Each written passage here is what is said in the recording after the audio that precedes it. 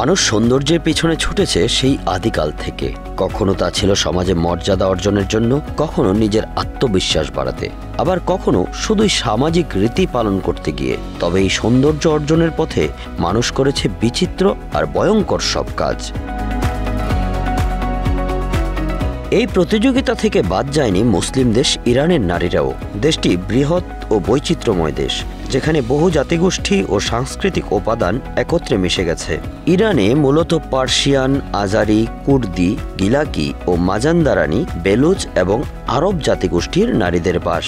এই জাতিগোষ্ঠীর ভৌগোলিক অবস্থান, খাদ্যাভ্যাস ও আবহাওয়ার কারণে তাদের দেহের গঠনেও পার্থক্য দেখা যায়। ইরানিয়ান নারীরা সাধারণত মাঝারি উচ্চতার হয়ে থাকেন, প্রায় 5 ফুট 3 ইঞ্চি থেকে 5 ফুট 6 ইঞ্চি। তাদের শরীরের গঠন তুলনামূলকভাবে ভারসাম্যপূর্ণ, কোমর ও নিতম্ব স্পষ্টভাবে নির্ধারিত। গায়ের রং সাধারণত ফর্সা থেকে হালকা বাদামি রঙের মধ্যে। চুল সাধারণত ঘন, ঢেউ খেলানো এবং কালো বা গাঢ় বাদামি।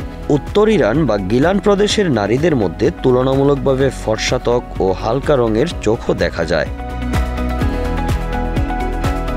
চোখ বড় এবং আকর্ষণীয়, অনেক সময় বাদামি বা গাঢ় বাদামি।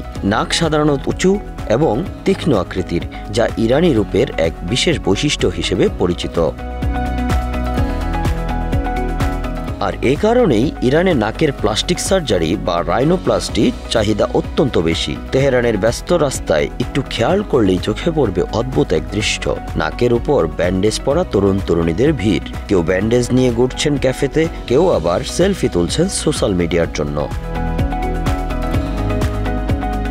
ইরান আজ বিশ্বে নাকের প্লাস্টিক সার্জারিতে শীর্ষস্থানীয়। প্রতি বছর 10,000-এ প্রায় 200 জন ইরানি এই সার্জারি করান। এটি এখন একটি সামাজিক রীতিতে পরিণত হয়েছে, যা নো ব্যান্ডেজ কালচার নামে পরিচিত। 1979 সালের ইসলামী বিপ্লবের পর নারীদের পোশাক ও মেকআপে এসেছে কড়া নিয়ন্ত্রণ। মুখের খোলা অংশ বলতে ছিল কেবল নাক। সেই নাকই হয়ে উঠেছে সৌন্দর্যের প্রতীক। মূলত ইরান একসময় আর্যদের দখলে ছিল। শত শত বছর পরে এসেও সেই আর্যদের সৌন্দর্যের প্রভাব থেকেই ইরানিরা পার্সিয়ান নাকের প্রতি আকর্ষণ অনুভব করেন বলে মনে করেন ইতিহাসবিদরা। আজ নাকের ব্যান্ডেজ শুধু চিকিৎসার জন্য নয়, বরং ফ্যাশন স্টেটমেন্ট। অনেকেই অপারেশন না করেও ব্যান্ডেজ পরেন, যেন সবাই ভাবেন তিনিও ট্রেন্ডে আছেন। এই অপারেশনের জনপ্রিয়তা এতটাই যে অনেক নবীন ডাক্তার রাইনোপ্লাস্টি শেখেন কেরিয়ার গড়তে। নারীদের পাশাপাশি পুরুষরাও এখন এগিয়ে এসেছেন চেহারায় পরিবর্তনের আকাঙ্ক্ষা নিয়ে। যুক্তরাষ্ট্রভিত্তিক আন্তর্জাতিক প্লাস্টিক সার্জারি সমিতি ISAPS জানিয়েছে, 2023 সালে ইরানে 2,64,000-এর বেশি কসমেটিক অপারেশন হয়েছে, যার মধ্যে রাইনোপ্লাস্টি ছিল সবচেয়ে বেশি প্রচলিত।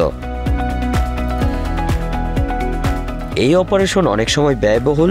ইরানে যেখানে ন্যূনতম মাসিক মজুরি $100, সেখানে একটি সাধারণ রাইনোপ্লাস্টি অপারেশনের খরচ প্রায় $1,000, যে কারণে অনেক পরিবার ঋণগ্রস্ত হয়ে পড়েন। আবার এই অপারেশন করাতে গিয়ে অদক্ষ চিকিৎসকের হাতে পড়ে অনেকেই দুঃস্বপ্নের শিকার হন। সরকারের নজরদারি সত্ত্বেও বেআইনি ক্লিনিক গজিয়ে উঠেছে শহরের আনাচে কানাচে। এই সংস্কৃতি নিয়ে দ্বিমত আছে। কেউ বলেন এটা এক ধরনের আত্মপ্রকাশ, কেউ আবার বলেন এটা বাহ্যিক সৌন্দর্যের অবসেশন মাত্র।